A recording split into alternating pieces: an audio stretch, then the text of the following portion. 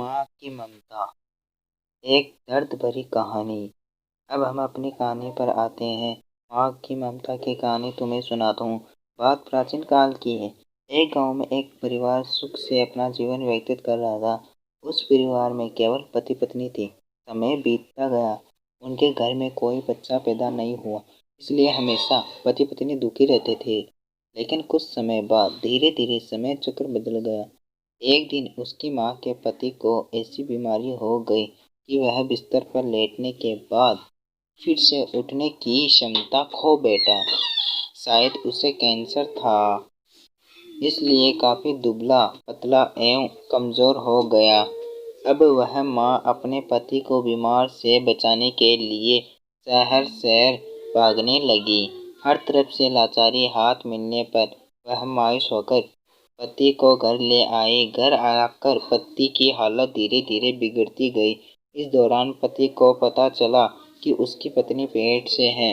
जब उसने यह बात अपने पति को बताई तो पति ने कहा कि अब उसे मरने से पहले ये चिंता नहीं है कि उसके कोई संतान नहीं। अब यदि मैं मर जाऊं तो यह बच्चा जन्म लेगा और आपके जीवन का सहारा बनेगा और आपके बुढ़ापे की छड़ी बन जाएगा। तुम अपना जीवन बच्चे के साथ व्यतीत करना। और यह सब कहकर पति ने अपना प्राण त्याग दिए। पति ने अंतिम संस्कार किया, लेकिन उसके मन में बहुत दुख था।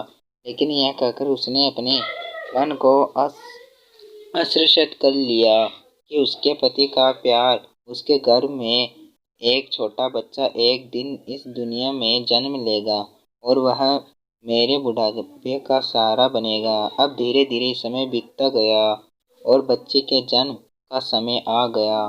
तब उस माँ ने एक पुत्र को जन्म दिया। माँ अब पूरी तरह से उन पर निर्भर थी और बच्चे का पालन पोषण करती रहती थी।